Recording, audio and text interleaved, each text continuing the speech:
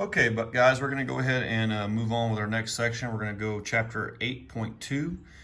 We're going to talk about how businesses grow. So we talked about the types of businesses before, and we're going to talk about the growth of these businesses now. Okay, so of course we talked about the sole proprietorships and partnerships and corporations, and we talked about franchises before.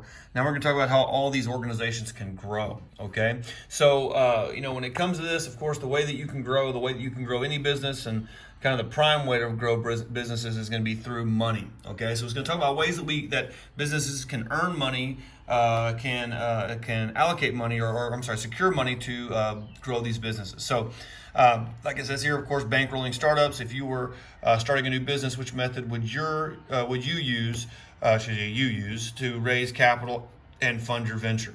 Okay, so there are several different types. The first one we're going to talk about is going to be incubators. Now, a way that you can grow your business is by having a pretty well-educated group of people that work in this business and kind of have, people that have a know-how of how to run a business and raise money and do all this. And we're going to see that a lot of times programs are set up in local communities, like you can see like colleges here, UTSA. I know at Reagan, before this whole crisis went on, there was a club that talked about incubators and about how to start businesses and things like that.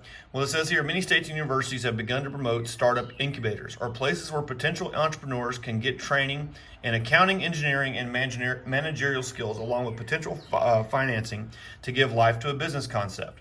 So what this is it's different than just a regular college class, where it kind of, it's kind of like an abbreviated version that kind of give you a little bit of a foot in the door without being a full-time student, to give you some kind of know-withal or wherewithal and some know-how about how to get these businesses running. Now, with that being said, I mean, of course, a lot of communities, a lot of cities are going to try and promote things like this because, of course, you have more business in your city. You have more, people that are go-getters and people that are out there trying to improve themselves. Your whole community is going to benefit. You're going to have a community that's going to be able to be self-sufficient. They're not going to be reliant on other people. So these are good things. These incubators are going to be definitely organizations and programs that are going to be really funded and really pushed by different communities. Then the next is going to be venture capitalists. Now, of course, we have seen many, many examples of this when we watch Catfish. You can see, of course, I'm not Catfish, excuse me, Shark Tank. Sorry, I was watching Catfish with my wife last night. Shark Tank with that we've watched. So now these people, now the thing I want you to understand when we talk about venture capitalists. Now, yes, these people do donate money. They give money to these programs, to these entrepreneurs. But the one thing you need to remember about this is that they're not doing it out of the kindness of their heart. They're doing it to make money. And again, you can see that on every episode of Shark Tank.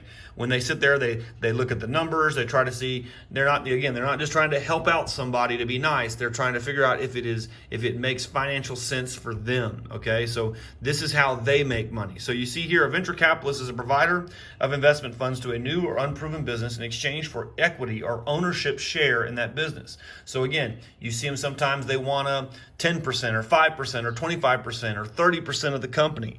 I think there's one episode of Shark Tank that we haven't watched yet where one of them just buys the company outright. I want 100% of the company, and this is how much I'm going to offer for it. Okay, well, they want ownership. They want a return on their investment. They don't want to just give money and that be it. Now, in return, the venture capitalists may expect as much as 25% annual return on their investment and require ownership of at least half the company. Again, we haven't really seen many that want half. They usually get a smaller percentage, but in the real world, that's probably more accurate when it comes to venture capitalists. But it's a way to raise money. Next is an angel investor. Now, these are people that just give money, and like it says, angels, they give money and they don't really expect anything in return, okay? So angel investors like to fund startups of family, friends, or others whose business ideas have potential but could not otherwise obtain enough seed money. So let's say you had parents that had a little bit of cash that could help you out. And generally, a lot of times parents probably won't ask you for that money back, or friends may not ask you for that money back. They may just kind of help you out, okay? Or grandparents, let's say. So the term angel is due to the fact that they're usually more interested in helping the individual survive than getting a substantial return on their investment. Now, sometimes they might get a small return, but it's not like they're doing it to make a profit, okay? They may just say, hey, I'm going to loan you this money, you use it, and once you make enough profit to give me that money back, just give me my money back, and then you continue on. That's probably more accurate to a lot of the angel investors. Okay, now crowdfunding. Now this is a relatively new style of growth, of business growth and expansion, okay, because of the use of the internet, okay? Of course, you can see here things like GoFundMe and Kickstarter. Now what happens is on these, and again, you hear people talk about the Kickstarter quite a bit, on Shark Tank and how they obtain funds. Well, on this, I guess the logic could go like this. You look at, let's say you need $3,500 to start up a business. And you need that money to kind of secure your investments and whatever, okay? Well, if you went to one person and said, I need $3,500 to start this business, that would be very difficult. Not a lot of people are just going to hand you $3,500. But if you went to every single person at Reagan High School and asked them for $1, well, it'd be probably easier for people to give you $1 than to give you $3,500. Well, that's the concept in crowdfunding and Kickstarter and GoFundMe, is that if you just got small investments from many people, you could reach your goal. And now a lot of times those Kickstarters, they have a goal, and those goals go way beyond. Right? And then sometimes they have a $10,000 goal and they end up raising $25,000 and $30,000 or $40,000. Okay, so they get some enthusiasm behind it. So it says here, funding method that gets small contributions from a large crowd of individuals. So like it says, you get a large crowd to give you all $1 or give you $5 each. Well, those $5 add up. You just have to kind of get out there and pound the pavement and get that money flowing. Okay, next. Now, of course, talking about growth in your business. And again, the models that we're going to see here, the big ones are going to be reinvestment in internal growth and then mergers and acquisitions. And of course, you need to write this stuff down. Just pay attention to the slides. But these are going to be the big ones we're going to talk about for the remainder of this lesson today. So growth through reinvestment. Okay, now that's pretty self-explanatory. Okay, so this basically shows a business that's doing well, okay, and they have a profit. Well, instead of that profit, you just, going out and buying yourself a new car or buying yourself a new house with it or giving all your employees a raise, you reinvest it into your company, okay? You take that money and you use it to buy, a second location, let's say, of your store, or more capital, or more trucks for your business, or your lawn service, more lawnmowers, let's say, okay? So you buy, or more computers for your business to help your business run faster and be more efficient. Okay, so those are ways that you can do this. Or you take that money and you hire some more employees to help with the output. So these are ways that you can reinvest into your business. So you can see here, an income statement shows that a firm's net income, the net funds left over after all the firm's expenses, so basically your profit. Now what happens is, of course, it includes cost of inventory, wages, and salary. So we're talking about whenever all your bills are paid and you have a significant amount of profit, money left over at the end, yes, a lot of businesses, they turn around and they reinvest that back into their business to try to help expand their business and grow. Okay, next, reinvesting the cash flow. So again, like it says here, if a business has a positive cash flow, the firm can decide how to allocate it. If the business is a corporation, the board of directors may declare a dividend paid directly to the shareholders. So what this is you pay a little bit extra money to the people that have bought these stocks, this common stock or these preferred stocks that we talked about the other day. What that does is when you give them that incentive, it encourages those stockholders to buy more stock. And when they buy more stock, of course, you can get more money. That money then can be put back into your business. The remainder of the funds could also be reinvested. Can they be reinvested in a new plant, equipment, technologies, things like that to help you expand? Next. So growth through mergers. Now, sometimes you have these mergers where you basically see two companies come together and form a new company. Okay, now sometimes these mergers can be good things. Like it says here, the good, the bad, the ugly. Sometimes these mergers can be good things. These businesses come together, they mutually say, hey, we're going to work together and become our own corporation. Sometimes they're ugly, sometimes they're bad, where you have what's called a hostile takeover or a hostile merger, where these businesses come together, where basically one business just literally buys out the other business. And generally when that happens, it's usually when you have these two businesses that are competitors with each other, and instead of competing against each other, one business just buys out the other business. All right.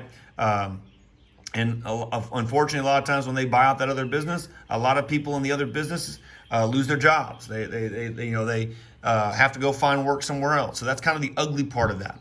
So we see here that another way a business can expand is through a merger. A merger is a combination of two or more businesses to form a single firm. So like I said, they bringing together of these businesses. When two companies merge, one gives up its separate legal identity. So what happens a lot of times on that is that, of course, one business kind of takes over the other. I mean, if you're familiar with like satellite radio, like XM and Sirius Radio were the two big satellite radio companies.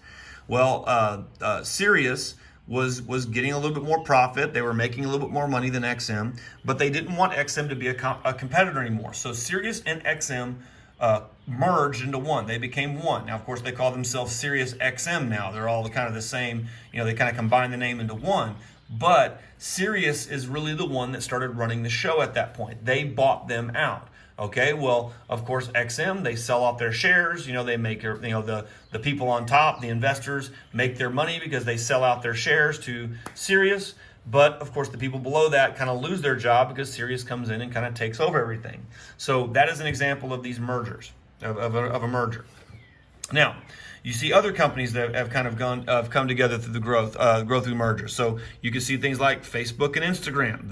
They merged into one company. AT&T and Time Warner kind of got together, and of course with AT&T and Time Warner, they also took in DirecTV. So now they have a satellite and a cable company. They're all in one. Now the big one we're going to talk about in a little while is going to be like Walt Disney. Walt Disney has taken over several things. Now here it shows like when they took over Marvel, and they had to pay $4 billion for Marvel to get to be able to get the rights to their products so they can make movies and license their products and all that stuff. Well, Marvel became, kind of stopped being a separate entity at that point.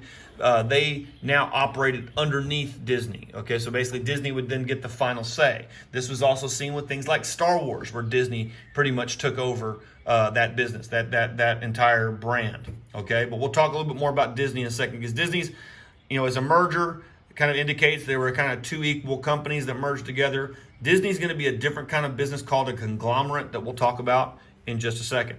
Okay, now this growth through mergers, and you can kind of see that there's two different kinds of mergers, where you see horizontal and vertical mergers. Okay, now horizontal merger, like you can see here, is going to be where two companies come together and basically create a third company that basically obviously combines the two services. So you see here like the Nickel Savings Bank, and then the People's Building and Loan Association. So you have a bank and you have a loan company. Well, those come together and become the Nickel Building and Loan Association. In essence, they came together, they became this bank, and they became a loan and building association. So they were horizontal. They went obviously right along the same line, became they just combined their two businesses into one business. Then you have this. You have a vertical merger, okay, where you take two separate businesses. So you have Hickory Tree Farms, let's say, and then you have Boston Baseball Bat Company. Well, they combine together, where basically this Hickory Tree Farms sell their hickory trees directly to Boston Baseball Bat Company or Incorporated. They now work together, and they become a new unit called the Boston Hickory Bats Incorporated. So where you had this separate tree farm, you had a separate baseball bat company. Now they come together and they become a new company where they work lumber and the bats together. Okay. Now reasons for mergers. Of course, the cartoon really doesn't make a whole lot of sense, but it says here, mergers take place for many reasons, but most of them are to improve the company's performance in the eyes of the shareholders. They want their shareholders to be happy, because when the shareholders are happy, they continue to hold those shares. They continue to buy more shares in that company. If the shareholders are not happy, they sell those shares off. And when they sell those shares off, the company is not going to be gaining that money that they had before. Okay?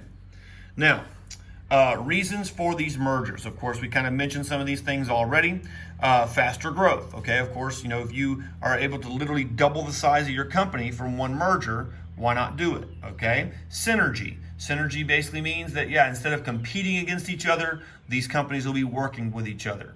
Economies of scale. In essence, that means that you'll be able to two companies that are very similar in size. If you put them together, now they obviously have doubled their size. Diversification. Now this means that a lot of times these businesses will merge with another business that's not necessarily what they do, but they do it so that their business can have more than just one entity they're into. So, and you'll see that in a second. We'll talk about Disney in a second, where you see diversification, and you'll get that idea. Elimination of rivals. That's pretty self-explanatory. You get rid of your competition. And change or loss of or lose corporate identity. Okay, so that's basically where you merge into one. Your corporate identity starts to kind of suffer a little bit, and then you lose yours and kind of adopt the other corporation's identity. Okay, now conglomerates. Now this is going to be where we see this example of Disney. We kind of hinted at it a minute ago. Now a conglomerate is a firm that typically has at least 4 businesses, each making unrelated products, none of which are responsible for the majority of its sales. Now the big thing on this, of course, is the diversification. Is one of the main reasons for conglomerate mergers. So what I would tell you is this. When you look at something like Disney, okay, and we'll go ahead and go here. Look at Disney. I might say, okay, to you, define Disney for me. What is Disney? Okay. Well, some of y'all might say, well, it's the parks, it's the resorts, it's Disneyland and Disney World, okay, and the Disney cruises. Okay. Some of y'all might say, well, no, it's the products, it's Mickey Mouse, it's Donald Duck, it's Goofy, it's the princesses. Okay, it's the movies. Well, actually, not the movies yet. Some of y'all might say, well, no, it's the movies. It's the Walt Disney Pictures. It's the Pixar movies, Toy Stories, and the princess movies and all that stuff that we watch. That's what it is. Others might say, well, no, actually Disney owns all of these things. ABC, ESPN, Disney Channel, A&E. You can throw Star Wars and Marvel in there as well. They own all those products. So Disney is not just one thing. What that means is like, during this time of this coronavirus outbreak, if all of a sudden they close, which they did, they closed Disneyland and Disney World, that does not mean that Disneyland or Disney as a product is going to just fold and go under. They have tons of money in the movies, tons of money in their products and their TV stations that it can float if one goes down. If all of their money was invested in their parks, then they would be under major financial strain right now, but they're not as much. That's why, like, when you look at like Disney movies, and I'll give you an example. Like a few years back, there was a movie that came out called John Carter of Mars, or it's called John Carter, I guess. It was supposed to be this big, high-budget movie. It was supposed to be like a real successful movie. It was taking on it was basically creating a story, or recreating a story from a long time ago. But anyway, the point of the example is that movie cost nearly $250 million to make. Okay, a ton of money, almost $250 million to make that movie. Well, the movie, when it was released into the theaters, did not fare very well. It did not, and it didn't even make the money. It didn't make nearly $250 million that it took to make the movie. So what happens was that movie became a bust. It became, usually in the movie industry they refer to it as a bust. Now, any other normal business out there that made something for spent $250 million and did not get that return on their investment, you would be massively bankrupt. But a conglomerate, a business like Disney that has their money in all kinds of things, you take that hit, whatever. Well, you're going to make another movie and you'll make that much back, and plus some. So this is why it's important to diversify, and why these conglomerates are diversified. So all their money is not into just one investment. Next, now multinationals. Now, of course, these are conglomerates that have businesses all over the world. Okay, a multinational is a corporation that has manufacturing service operations in a number of different countries. A multinational is likely to pay taxes in each country, whereas operations and is subject to the laws of each. So again, Disney can be a little bit like that. They do have like businesses, and they have they have parks in other parts of the world. Sony, GM. Like here in Texas, we have the Toyota plant. Okay, the Toyota plant is obviously Toyota is a Japanese company. It's a car manufacturer, and we have a Toyota plant here in San Antonio. So it shows them being a multinational corporation as a result. Okay, that is the end of our lesson for today. So what I'm going to do is I'm going to probably do one every other day. So I'll probably post the next one on Friday. Well, I take it back. I'll post it tomorrow so you guys can get the homework in, the chapter 8 in by by next week. Okay, so we'll see y'all then. Hope you guys have been watching the videos and keeping up with your work, and I'll talk to you then. All right, bye.